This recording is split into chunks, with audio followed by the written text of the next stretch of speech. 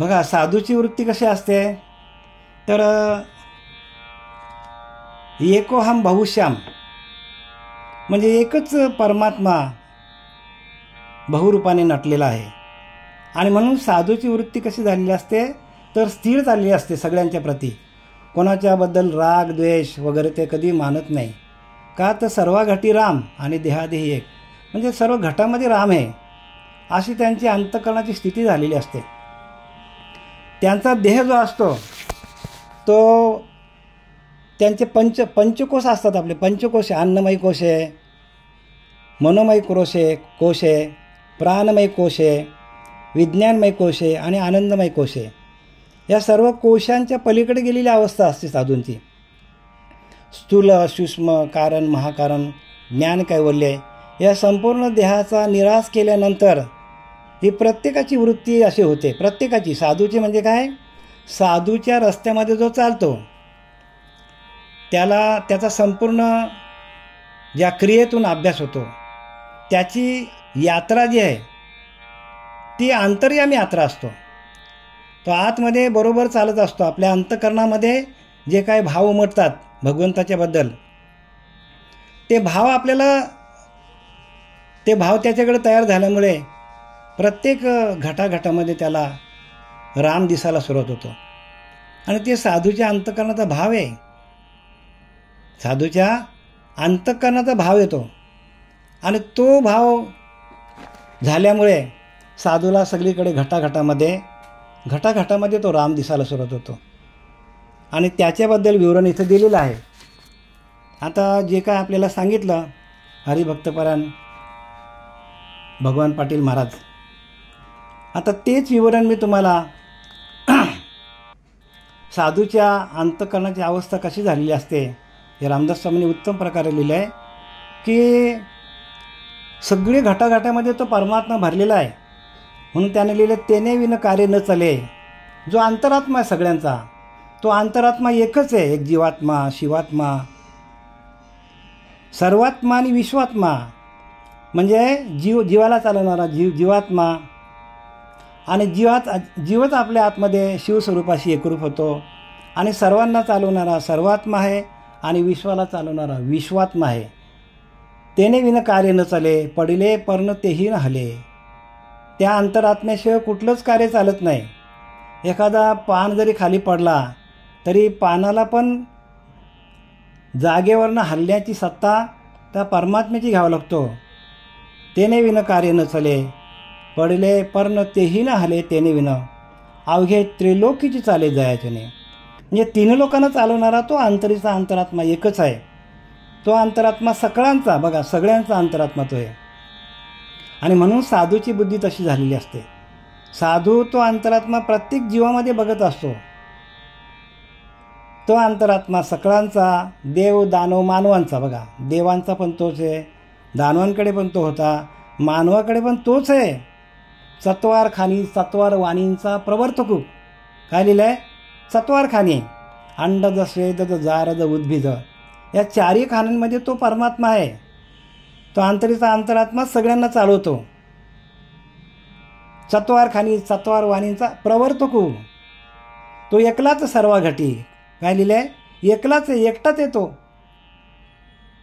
तो एकटाच सगळीकडे आहे, सर्व घटाघटामध्ये भरलेला आहे. एकलाच सर्व घटी करी भिन्न भिन्न राहटी. कुत्र्यामध्ये कुत्र्यासारखा, मांजरामध्ये मांजरासारखा, उंदरामध्ये उंदरासारखा, किड्यामध्ये किड्यासारखा, सगळीकडे तो एकच भरलेला परमात्मा. आणि म्हणून बघा ते जैन लोक असतात ते काय करतात तर ते तोंडाला पट्टी बांधतात. रस्त्यामध्ये चालताना मुंगीवर पाय पडेल की नाही, म्हणजे एवढा आता सांगितली साधूची लक्षणं कशी आहेत ती, की तो मुंगीवर पाय पडेल काय, आपण जोरात ओरडलो तर त्या प्राण्यातल्या या अंतरीच्या अंतरात्म्याला त्रास होऊ नये म्हणून ते जोरात पण ओरडत नाही. मागे वय गेले आपल्याला. तो एकलाच सर्वा घटी करी भिन्न भिन्न राहटी. सकल सृष्टीच्या गोष्टी किती म्हणून सांगाव्या, असा तो अंतरात्मा. आणि आता वंदू सकल करता समस्त सृष्टीचा भरता, त्याचे भजनी प्रवर्तता कोणी एक. संत रामदास लिहिले आता वंदू सकल करता. आणि हा अंतरीचा अंतरात्माच काय करतो तर सगळ्यांचा करता येतो. समस्त सृष्टीचा भरता, संपूर्ण सृष्टीला तो चालवणारा आहे. पण त्याचे भजनी प्रवर्तता कोणी एखादाच. काय सांगितलं आहे? त्याचं भजन करणारा एखादाच, आणि तो साधू सांगितले. आणि तो साधू कसा असता? तर केवळ पशीची या परी होऊन या देहा अहंकारी, कोणाशी वैर न करी तेही परी पर्येसा. केवळ पशुप्रमाणे देहाचा अभिमान होऊन योगी कोणाबरोबर वैर करीत नाही. बघा, पशुसारखा कोणाशी वैर करत नाही. पशूंच्यामध्ये कसा वैर असतो बघा. आता आपण बघतो, कुत्र्यांची झोमटं बघतो, कोंबड्यांचं झुंज बघतो, आहे की नाही? तसं पशुच्या परी तो वर्तन करत नाही. कारण त्याला कळलेला असतो की प्रत्येक घटाघटामध्ये परमात्मा बसलेला आहे, आणि असा त्याचा भाव झालेला असतो. त्या योग्याचा असा भाव झालेला असतो. कोणाशी वैर न करी तेही परी पर्येसा. प्रकृती पर चिदात्मा आहे. प्रकृती पर चिदात्मा आहे. तोची सर्वाभूती भूतात्मा आहे. मद माझी तोची राहे, आयशी सर्व भूती वाहे एकात्मता. म्हणजे काय? सगळ्या भूतामध्ये एकात्मता म्हणजे एकच परमात्मा बसलेला आहे. प्रकृती पर चिदात्मा आहे. प्रकृतीमध्ये कसं आहे? तर चिदात्मा म्हणजे जीवात्मा, शिवात्मा, सर्वात्मा आणि विश्वात्मा. विश्वाला व्यापून जो परमात्मा बसलेला आहे त्याला चिदात्मा म्हटले. काय म्हटलं आहे? म्हणजे सर्व सृष्टीमध्ये व्यापून आहे तो, त्याला चिदात्मा. प्रकृती पर चिदात्मा. आणि तो प्रत्येक प्रकृतीमध्ये तो वास्तव्याला आलेला आहे. तोची सर्वाभूती भूतात्मा. आणि तोच काय आहे? सर्व भूतांमध्ये जे जे भेटेल भूत ते मानिजे भगवंत. हा भक्तियोग निश्चित जाण माझा. ज्ञानोबाराने लिहिले की नाही? जे जे भेटेल भूत ते मानिजे भगवंत. अशी त्या साधूच्या अंतःकरणाची अवस्था झालेली असते की जे जे आपल्याला भूत भेटेल, जो आपल्याला जीव भेटेल, पाचा भूतांचा असो, म्हणजे पाचा भूतांचाच प्रत्येक, तो प्रत्येक काय जो जे भेटेल भूत ते मानिजे भगवंत. आणि त्याच्यामध्ये भगवंत आहे. आणि हाच भक्तियोग आहे. हा भक्तियोग जाण निश्चित, हाच भक्तियोग जाण निश्चित माझा. आणि ह्यालाच भक्तियोग म्हणतात. भक्तियोग म्हणजे पूजा करणं, तीर्थाला जाणं, असं कुठे लिहिलंच नाही. पण आता आपण काय करतो? आपण लोकांना, बरं का, लोकांचा समूह यावा आपल्याकडे, लोकांचा आपला भक्तीचा मार्ग वाढावा, याच्यासाठी कोणी तीर्थाला जातो, तर कोणी मंदिरात जातो, सगळीकडे जातो. का? तर प्रत्येक ठिकाणी माणसं भेटावी आणि या आत्मज्ञानाची प्रत्येकाला हे ज्ञान मिळावं, तिथपर्यंत पोचावं, म्हणून तर मांदियाळी जमा होते संतांची. आणि या संतांच्या मांदियाळीमध्ये आपल्याला हे ज्ञान मिळत असतो. संतांची मांदियाळीच काय करतो? तर ज्ञान तिथपर्यंत नेतो. म्हणून प्रकृती पर चिदात्मा आहे. तोची सर्वाभूती भूतात्मा. सगळ्या भूतांमध्ये तो आहे. मज माझीही तोची राहे, आणि माझ्यामध्ये पण तोच आहे, असा साधूचा भाव तयार झालेला असतो. आयशी सर्व भूती वाहे एकात्मता जो. आणि सर्व भूतामध्ये एकच आहे तो, एकात्मता. आणि साधूचा एक भाव झालेला असतो. आणि म्हणून तर आपल्याला बघा, संतांच्या ज्या आपल्याला संतांच्या गोष्टी आहेत, या संतांच्या गोष्टीमध्ये नाथांनी गाढवाला पाणी पाजला, जी गंगा आणली ती लांबून, ती तुकोबारायांच्या जवळ तुकोबाराय चालत जात असताना त्या चिमण्या उडून गेल्या आणि त्यांना वाईट वाटलं. का? तर चिमणीमध्ये पण तोच आहे. माझ्यातला परमात्मा आणि चिमणीतला परमात्मा वेगळा त्यांना दिसलाच नाही. म्हणून त्यांनी काय केलं? तिथेच ते ध्यान करत बसले. तिथेच ध्यान करत बसले. आणि ज्या वेळेला त्याने भगवंताला बरं का विनंती केली की या चिमण्या पळून गेल्या, म्हणजे माझ्यामध्ये काहीतरी दोष आहे, माझ्यातला परमात्मा आणि त्यांच्यातला परमात्मा वेगळा नसून एकच आहे, अशी विनंती केल्यानंतर त्या चिमण्या येऊन अंगावर खेळायला लागल्या. म्हणजे संतांचं अंतःकरण जे आहे ते पूर्णतः व्यापक स्वरूपामध्ये आहे.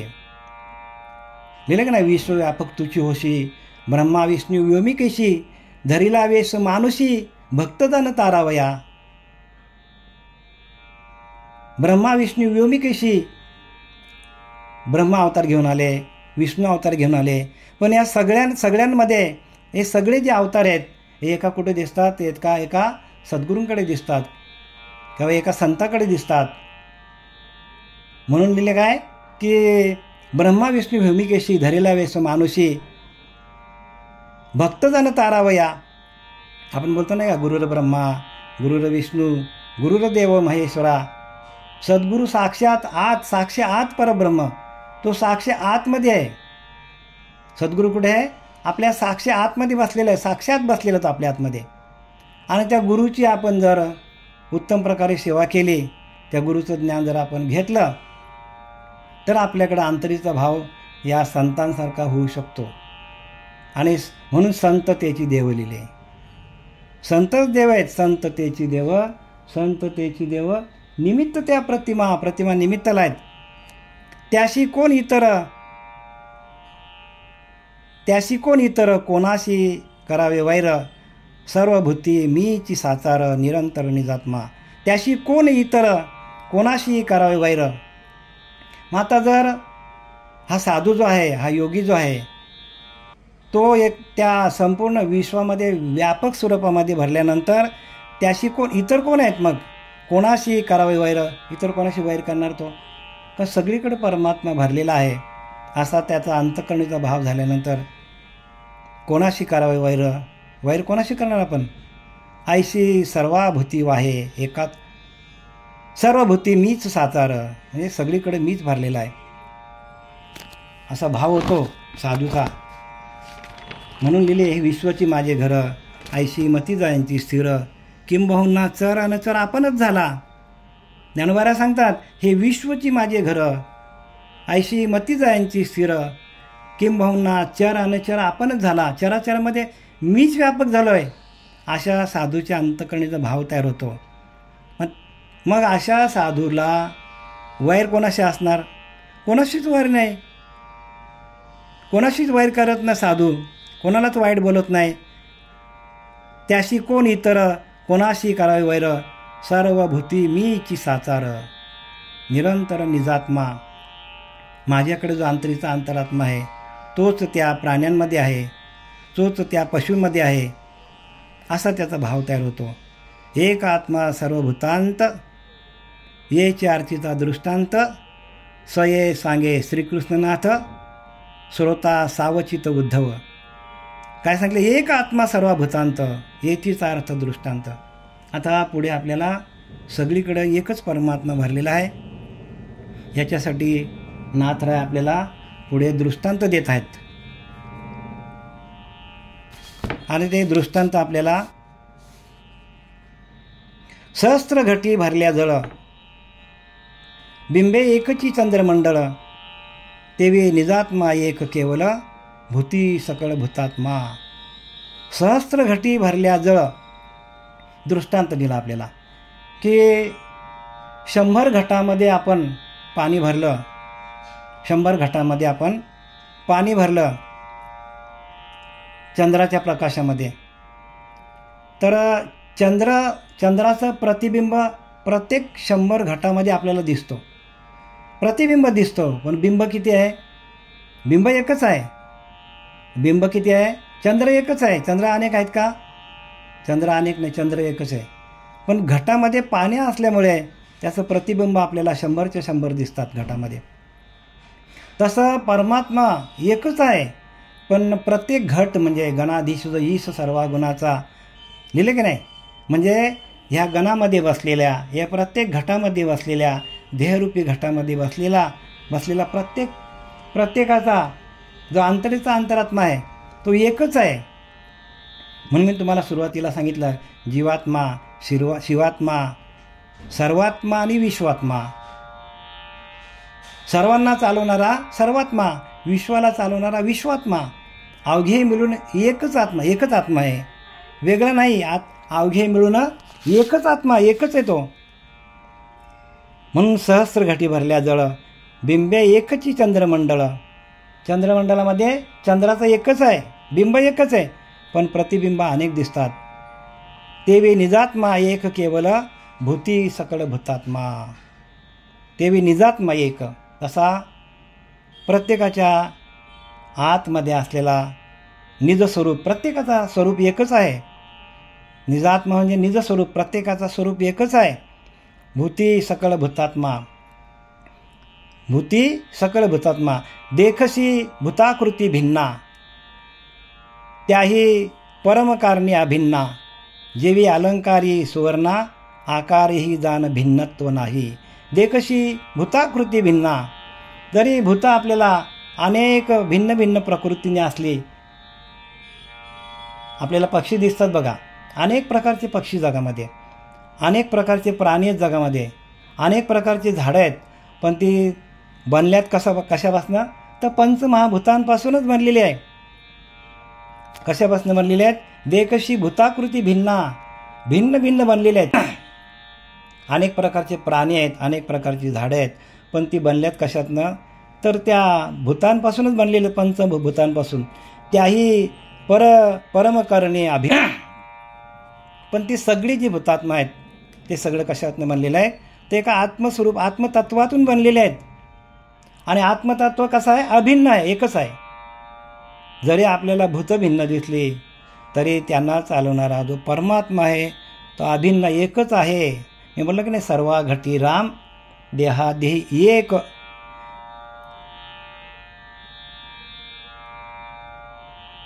जो आपल्याला चालवणारा, प्रत्येक जीवाला चालवणारा जो जे परमतत्व आहे ते एकच आहे. 2 दृष्टांत झाले. आता तिसरा दृष्टांत काय सांगतात बघा. जेवी अलंकारी सुवर्णा, आकारही ना जाना भिन्नत्व नाही. जेवी अलंकारी सुवर्णा, सुवर्णाचे अलंकार आपल्याला दिसतात अनेक. त्याच्यामध्ये काही बांगड्या असतात, कोणाचं मंगळसूत्र असतं, कोणाची चैन असतो, अनेक प्रकारचे दागिने आहेत. आकारही जाण भिन्नत्व नाही. आकाराने कसं आहे? आकारही जाण भिन्नत्व नाही. जेवी अलंकारी सुवर्णा, सुवर्णाचे अलंकार अनेक आहेत, आकाराने भिन्न भिन्न आहेत, पण सोनं एकच आहे. त्यातला सोनं वेगळं आहे का? जर आपण त्या भिन्न भिन्न आकाराच्या अलंकारातून जर सोने मायनस केलं तर राहील का? काहीच राहणार नाही. तसं प्रत्येक याच्यामध्ये काय आहे? तर अलंकारामध्ये सोनं आहे, पण सोन्याकडे कोणी बघतच नाही. तसं प्रत्येकाला चालवणारा जो ईश्वर आहे, जे आत्मस्वरूप आहे, आत्मतत्व आहे, त्याच्याकडे कोणीच बघत नाही. आपण बघतो की हा माझा भाऊ आहे, ही माझी बहीण आहे, हे माझे नातेवाईक आहेत, हे मोठे मोठे अधिकारी आहेत चालवणारे, पण या सगळ्यांना चालवणारा तो परमात्मा आहे. आणि तो परमात्मा कोणाला दिसत नाही. आणि त्या परमात्म्याची ओळख घेण्यासाठी आपल्याला हा नरदेह मिळालेला आहे. उत्तम काया, बरं का, नरदेह निधान लागले हाती, उत्तम सार उत्तम गती, जे देवच हो म्हणती ते देवच होती, तरी का न धरावा चित्ती. तर भगवंताला चित्ती का धरत नाही आपण? नरदेह निधान लागले हाती, उत्तम काया उत्तम गती. बघा, उत्तम काया मिळाली आपल्याला, आणि आपल्याला उत्तम गती पण प्राप्त करता येतो या नरदेहातून. जे देवच हो म्हणते, ज्यांना देव व्हायची इच्छा असेल ते देवच होती, देवच होणार ते. पण असं माणूस देव व्हायची इच्छा करतच नाही. तुकाराम महाराज ओढले, देव घ्या, कोणी देव घ्या, पण त्यांनी त्यावेळेला सांगितलं, देव न लगे, देव न लगे, साठवणाचे रुधले जागे. ज्या ठिकाणी भगवंताला साठवायचं आहे त्या ठिकाणी काय केलं? तर संपूर्ण संसार भरून ठेवलेला आहे, संपूर्ण संसार भरून ठेवला आहे. आणि संसार भरून ठेवल्यामुळे हे मायेने काय केलं आहे? मायेने प्रत्येकाची बुद्धीला, चित्ताला काय केलं? ग्रासून टाकलेले. प्रत्येक माणूस त्या देहबुद्धीवरच आहे, आत्मतत्वाकडे वळतच नाही. आणि म्हणून असे संत येतात, नामदेवरायासारखे, तुकोबारायासारखे, ज्ञानोबारायासारखे, नाथांसारखे संत येतात. आणि संतांचा उपदेश त्यांनी काय केलेला आहे? उपदेश या भागवतामध्ये लिहिला आहे. पण आपण कुठे जातो? आपण तीर्थाला जातो. आपण जातो कुठे? देवाला शोधायला तीर्थाला जातो. पण तिथं तीर्थाला ते क्षेत्र मिळतं फक्त, तीर्थ कुठे? ते तीर्थ त्यावेळेला साधू ज्यावेळेला त्यांचा अवतारी म्हणून अवतार धरून ते आले, त्यांनी काय केलं? तर तीर्थ काय केलं त्याने? तर तीर्थ या ग्रंथांमध्ये त्यांनी लिहून ठेवलं. आणि क्षेत्र तिथेच आहे, पण लोक क्षेत्राला जातात, तीर्थ घेत नाही. आणि तीर्थ घेतल्यानंतर आपलं अंतःकरण शुद्ध होतं. पण तीर्थ म्हणजे आपण आता द्वैतातली माणसं काय समजतात, तीर्थ म्हणजे त्या नदीमध्ये जायचं. साधू त्या नदीमध्ये आंघोळ करून गेले, लिहिले की नाही रामदास स्वामींनी, ब्राह्मण स्नान करून गेले आणि बकं तैसेची ठेले. आता जे त्या तीर्थावर जे आहेत बकं म्हणजे बगळे, ते साधू नसून काय करतात तर ते सर्वसामान्य माणसाला तिथे भुलवतात आणि मग सांगतात की ही पूजा घाला, ती पूजा घाला, असं करा, तसं करा. अनेक प्रकारचे आपल्याला काय काय करायला सांगतात. पण आता साधू येऊन गेले त्या क्षेत्राला, पण त्यांनी त्यावेळेलाही लोकांनी, ह्या साधू लोकांचं, या योगी लोकांचं, सिद्ध पुरुषांचं कोणी ऐकलं नाही. आणि म्हणून ऐकलं नाही म्हणून त्यांनी काय केलं, त्यांनी हे ग्रंथ लिहून ठेवले. आणि ग्रंथ लिहिताना नाथांनी बघा भारुडं तयार केली सर्वसामान्य लोकांसाठी. का? प्रत्येकाला आवड निर्माण व्हावी म्हणून. प्रत्येकाला आवड निर्माण व्हायला पाहिजे. ह्या आवडीचा प्रश्न आहे. आपण किती ज्ञानी आहोत त्याला किंमत नाही आहे. लोकांना आपल्याला कसं घडवता येईल, हळूहळू लावून प्रत्येक माणूस कसा घडेल, त्या आत्मतत्वाकडे कसा वळेल. आणि मग तो आत्मतत्वाकडे वळला की मग संजय महाराजांची आणि आमची दोघांची मेहनत कमी होईल. कारण प्रत्येकाने थोडा थोडा बोलायला शिकायला पाहिजे. बोलता बोलता भगवंताची प्राप्ती, बोलता बोलता आपल्याला तो आत्मतत्व आपल्यामध्ये जागृत होतो. कारण बोलणारा परमात्मा आपल्या आतमध्येच आहे, ती सरस्वती आहे.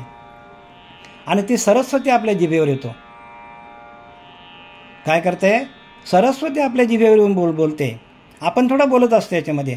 जेवढा तुम्ही गाढ अभ्यास करणार, जेवढा अंतःकरणामध्ये दृढ अंतःकरण करून, या दृढ अंतःकरण कसं आहे? दृढ अंतःकरण पाहिजे. आधी द्यावी आपशुद्धी, म्हणजे आपल्या स्वतःच्या अंतरात्माची शुद्धी व्हायला पाहिजे. आधी दृढ करून या बुद्धी, आधी द्यावी आपशुद्धी.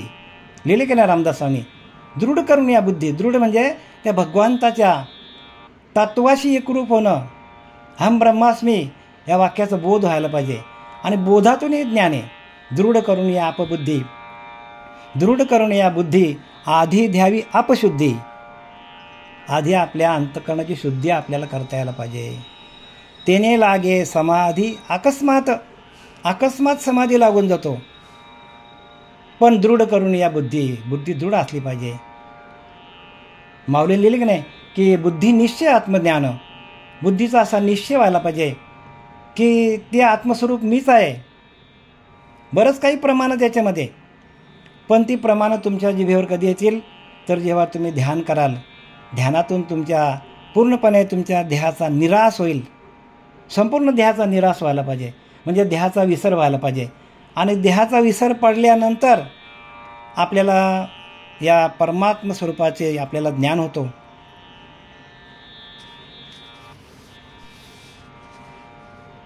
जेवी मृत्तिकेची गोपुले केली, नाना कार्ये पूज्य झाली, परी ते मृत्युकाची संचली, तेवी भूते भासली भगवंती.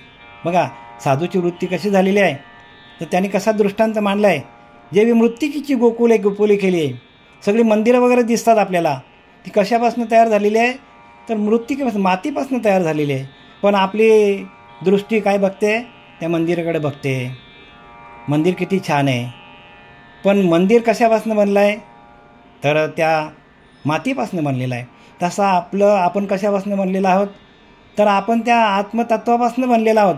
आणि त्या आत्मतत्वाला आपण विसरल्यामुळे भक्तिमार्गामध्ये आपण नको तिकडे वाहत चाललेत लोक. आत्मतत्व धरी तोची एक, लिहिले की नाही ज्ञानोबारायले, आत्मतत्व धरी तोची एक. त्यालाच कळेल काय ते. आत्मतत्वाला धरता यायला पाहिजे. आणि तत्वाचं विवरण व्हायला पाहिजे. प्रत्येक ठिकाणी तत्वाचं विवरण झालं तर अंतःकरणामध्ये, प्रत्येक साधकाच्या अंतःकरणामध्ये त्या तत्वाबद्दल भाव निर्माण होईल. आणि त्या भावातून काय होईल, अंतःकरणाची स्थिती आपल्या अंतःकरणामध्ये बांधली जाते.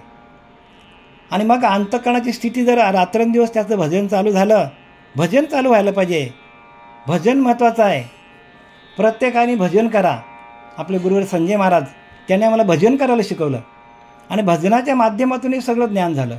आपलं भजन जर बंद पडलं तर आपल्याला ह्यातलं काहीच कळणार नाही. अखंड चिंतन विठोबाचे कशाला सांगितले? म्हणजे रोमारोमामध्ये ते तत्त्व रोमारोमामध्ये तत्त्व ते आपल्या तयार व्हायला पाहिजे. आणि मग ते तत्त्व तयार झाल्यानंतर त्या तत्त्वाच्या त्या तत्त्वाच्या शक्तीतून, तत्त्वाच्या बोधातून हे विवरण व्हायला पाहिजे. प्रत्येक विवरण तत्त्वाच्या बोधातून व्हायला पाहिजे. कारण परमात्मा सगळीकडे भरलेला आहे. मग ज्ञानवारिले की नाही, विश्वाचे ते अर्थ माझ्या मनी प्रकाशले आणि अवघेची झाले देहब्रह्म. कशाला ज्ञानवाऱ्या सांगतात? देह ब्रह्मस्वरूप झालं माझं. विश्वाचे ते अर्थ माझ्या मनी प्रकाशले म्हणजे विश्वव्यापक असलेली जी शक्ती आहे ती माझ्या आतमध्ये प्रकाशित झाली आणि अवघेची झाले देह. माझा देहच ब्रह्मस्वरूप होऊन गेला. हे संतांनी जी वचनं लिहिली आहेत ती वचनं आपल्या अंतःकरणामध्ये भाव निर्माण करतात. आणि इथे निरूपण व्हायला पाहिजे, प्रत्येकाचा अंतःकरणाचा भाव निर्माण व्हायला पाहिजे. असा निरूपण प्रत्येकाने करा. कारण जिथं भाव तिथं देव लिहिले की नाही. जिथं भाव तिथं देव. प्रत्येकाच्या अंतःकरणाचा भाव जागृत करा. उपदेश म्हणजे काय? अंतःकरणाचा भाव जागृत करा. अंतःकरणाचा भाव जागृत झाला की भाव तिथे देव. भावेविना देव न कळे निसंदेह लिहिले की नाही. भावाशिवाय देव कळेल का आपल्याला? आणि गुरुविना अनुभव कसा कळेल?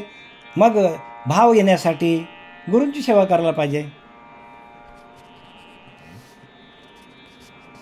चौथा सिद्धांत झाला बरं का. नाना परी पूज्य झाली परी ते मृत्तिकाची संचली तेवी भूते भासली भगवंती. जसं मातीपासून गोकुले म्हणजे काय तर सर्व प्रकारची मंदिरं जी काय आहेत ती मातीपासून बनवलेली आहेत. माती म्हणजे विटा सगळं मातीच आलं, त्याच्यामध्ये दगड सगळं मातीमध्येच आला. नानाकारी पूज्य झाली. वेगळ्या आकाराचे येतो मंदिरं, पण त्याचा अधिष्ठान काय आहे तर माती अधिष्ठान आहे. तसा आपला स्वतःचा अधिष्ठान काय आहे तर आपला आत्मतत्व हाच आपला अधिष्ठान आहे. आणि त्या अधिष्ठानाला धरून भक्ती करायला पाहिजे. परी ते मृत्तिकाची संचली सगळीकडे मातीच आहे. देवी भुसे भासली भगवंती. तशी त्या योग्याला, त्या महात्म्याला भूते भासली भगवंती. सर्व भूते कशामध्ये आहेत तर भगवंताच्या त्या तत्वावर त्याला दिसतात. आणि म्हणून तो कोणाशी वाद घालत नाही, कोणाशी वैर करत नाही. कारण सगळीकडे परमात्मा भरलेला आहे असा त्याचा अंतःकरणेचा पूर्णपणे भाव झालेला आहे. का विनोनिया सुते सुत शेला परकाळा पातळ म्हणत तैशी वस्तुत्वे पथ साकार भासत भवरूपे. का विनोनिया सुते सुत काय लिहिले ते की आपल्याला सूत म्हणजे काय धागा. विनोनिया सुते सुत त्या सुतापासून काय होतात अनेक प्रकारचे साड्या होतात, कपडे होतात, रुमालं होतात, अनेक प्रकारचे जे काय कपडे घालायचे होतात. शेला परकाला पातळ म्हणत पातळ कपडे जाड कपडे तैसे वस्तू ते येथ साकार भासत भवरूपे. आणि हे सगळ्यांचं अधिष्ठान काय आहे? सगळ्या कपड्यांचं आपल्याला अनेक कलरचे कपडे आहेत. माणूस काय बघतो त्या कपड्याच्या कलरवर घालतो, अनेक रंगांवर घालतो, अनेक कपड्यांवर असलेल्या चित्रांवर घालतो, फुलांवर घालतो. पण इथं साधू काय सांगतात की या सगळ्यांचं अधिष्ठान काय आहे तर सगळ्यांचं अधिष्ठान कापूस आहे. आणि तर कापूसालाच विसरले माणूस. सगळ्यांचं अधिष्ठान काय आहे? कापूसापासून धागे होतात आणि धागे एकत्र आडवे तिडवे विणले की काय होतात? साड्या होतात, कपडे होतात. आणि कपड्याला अनेक प्रकारचे कलर दिले तर ते रेखीव दिसतात, अनेक प्रकारचे चित्र काढले त्याच्यावर. पण ह्या सगळ्यांचा माणूस काय बघतो, कशाला घालतो तर त्या फुलांवर असल्या डिझाईनवर घालतो माणूस, त्या कलरवर घालतो. किती छान कलर दिसतो. आपण म्हणताना दुकानात गेलो काय म्हणतो आपण, किती छान आहे कलर नाही का असं म्हणतो नाही का. साडीचा कलर किती छान आहे, कपड्याचा कलर किती छान आहे. पण आपण असं आपल्याला असं दिसलं पाहिजे की हे सगळं जे आहे हे सुतापासून तयार झालेलं आहे. आणि म्हणून त्या योग्याला प्रत्येक भूतामध्ये आत्माच दिसतो. तो लंगडा आहे का, पांगळा आहे का, बहिरा आहे का ह्याच्याकडे त्याचं लक्ष नसतो. लक्ष कुठे असतो की माझा परमात्मा त्या लंगड्यामध्ये, त्या पांगळ्यामध्ये बसलेला आहे, माझा परमात्मा त्याच्यामध्ये संचला आहे, असा त्याचा भाव पूर्ण तयार होतो. साधूचा भाव असं का तयार होतं? मी सांगितलं, साधू दिसते निराळे, परंतु ते स्वरूपे मिळाले. साधू आपल्याला वेगळे वेगळे दिसतात बरं का दिसायला, पण ते स्वरूपाशी एकरूप झालेले असतात. साधू दिसते निराळे, परंतु ते स्वरूपे मिळाले, म्हणजे स्वरूपाच्या ठिकाणी ते एकरूप झालेले असतात. आणि त्याच्यापुढं संत रामदास म्हणतात, अवघे मिळून एकची झाले, देहातीत वस्तू, म्हणजे देहाच्या पलीकडची वस्तू आहे ती, देहाच्या पलीकडच्या वस्तूशी ते एकरूप झालेले असतात. जसा आपण त्या साड्यांच्या कलरमध्ये भालला जातो, साड्यांच्या कलरवर भालला जातो, साड्यांच्या चित्रांवर भालला जातो, मनुष्य कपड्यांवर भालला जातो, कपड्याच्या कलरवर भालला जातो. पण साधूला माहिती आहे की ह्याच्यामध्ये काय आहे, ह्याच्यामध्ये कापूस हाच त्याचा अधिष्ठान आहे. आपण 1760 साड्या पसंत करायला वेळ घालवतो, कपडे पसंत करायला वेळ घालवतो, साधूला जे मिळेल ते घालतो. मागे परिस्थिती सांगितली साधूची, कसाही कपडा असेल कुठेही झोपतो, कारण त्याला माहिती आहे हे सगळं जे आहे, हे सगळं जे आहे, हे सगळं काय आहे तर हे आपल्याला त्रासदायक आहे, आणि म्हणून तो कपडे पण चांगले घालत नाही. दिसतो तरी देहधारी परी काहीच नाही अंतरी, तयास पाहता वरी वरी समजेल कैसे दिसेल कैसे. साधू कसे असतात? साधे राहतात, साधे राणी आणि उच्च विचारसरणी, आणि त्या आत्मस्वरूपाशी एकरूप झालेले असतात.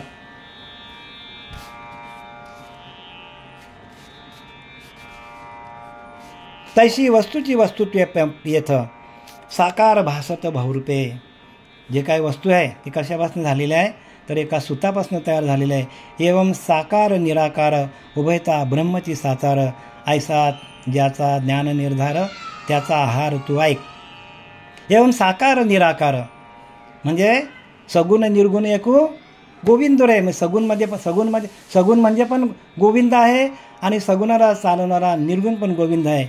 म्हणून तर एवं साकार निराकार, जे आपल्याला दिसतं आणि जे दिसत नाही ते काय आहे तर एक आत्मतत्वच आहे. आत्मतत्व मला साकार निराकार आपल्याला दिसतात. आत्मतत्व आहे म्हणून हे साकार दिसतात. उभयता ब्रह्मची साचार म्हणजे सगळीकडे परब्रह्मच भरलेला आहे. उभयता सगळीकडे परब्रह्मच उभा आहे. ऐसा ज्याचा ज्ञान निर्धार, असा ज्याचा ज्ञानाचा निर्धार झालेला आहे. ऐसा ज्याचा ज्ञान निर्धार त्याचा आहार तू ऐक. त्याचा आहार कसा असतो ते भगवंत उद्धवाला खालच्या ओव्यांमध्ये सांगतो. आहार न मिले जिये काळी, दुःखी नव्हे ते वेळी. बघा साधू आपल्याला कितीतरी दिसतात, साधू भटकतच असतात, जे मिळेल ते खातात. त्यांना काय आपल्याला वेळेला जे मिळेल ते, कोणी काही जे काय माधुकरी देतात, मागच्या अध्यायात झालं, जे काय कोणी माधुकरी देईल, गोड आंबट तिखट काय असेल ते त्यांना खायला लागतं त्यांना. आहार न मिले जिये काळी, आणि ज्या वेळेमध्ये त्यांना आहार मिळत नाही, दुःखी नव्हे ते काळी. साधूची वृत्ती कशी झालेली असते, त्या आत्मतत्वाशी एकरूप झालेली असते, स्थिर झालेली असते. आणि जर त्यांना वेळेवर आहार मिळाला नाही तरी पण ते दुःखी होत नाही. दुःखी नव्हे ती वेळी, अन्ना लागी न तळमली. आपल्याला एवढं अन्न मिळालंच पाहिजे. आपलं कसं बघा, द्वैतातल्या लोकांना असं आहे, हे जेवायला हेच पाहिजे, चांगलंच पाहिजे, वेळेवरच पाहिजे. पण साधू कसं असतात, साधू भिक्षुक मागून ते आपलं पोट भरत असतात. माधुकरी मागून काय करतात, ते आपलं पोट, जे माधुकरीमध्ये जे येईल त्याच्याकडे त्यांचं लक्षच नाही. म्हणजे त्यांचा परब्रह्माविषयी एवढा भाव झालेला असतो की आज आपल्या वाट्याला जे काय माधुकरी आलेली आहे ती माधुकरी आपल्याला त्या भगवंतानेच दिलेली आहे. काय लिहिलं आहे? भगवंतानेच आपल्याला दिलेली आहे. आणि भगवंताने जे आपल्याला माधुकरी दिलेली आहे ते आवडीने खातात. का तर भगवंताने दिलेला माधुकरी प्रसाद आहे, आणि ते प्रसाद समजून भक्षण करतात. का प्रसाद समजून भक्षण करतात तर सगळीकडे परमात्मा माझा भरलेला आहे, आणि त्याने परमात्म्याने जिथून माधुकरी मला मिळालेली आहे त्या माधुकरी देणाऱ्या त्या माणसाकडे, जो माधुकरी देणारा माणूस आहे त्याच्यामध्ये पण भगवंत आहे. आणि त्याने जी काही मला माधुकरी दिलेली आहे ती त्या भगवंताला स्मरूनच दिलेली आहे. त्याच्यातल्या भगवंताने माझ्यातल्या भगवंताला जे काय माधुकरी दिलेले खायला ते आवडीने खातात आणि आवडीने खाऊन काय करतात, भगवंताचं भजन करतात. आणि आपल्याला सगळं मिळून आपण भजन होत नाही. आपल्याला सगळं वेळेवर ताट आपल्या पलंगावर ताट येतं आपल्याला, तरी आपलं भजन होत नाही. याला कारण आता ज्याने त्याने आपल्या अंतःकरणाचा भाव जाणा. बरं का, आता वेळ आपली संपलेली आहे. झालेली सेवा आपले श्रीपाद बाबा, पांडुरंग देवेकर बाबा, रामदास बाबा, तसेच नाना बाबा यांच्या चरणी समर्पित करून इथे मी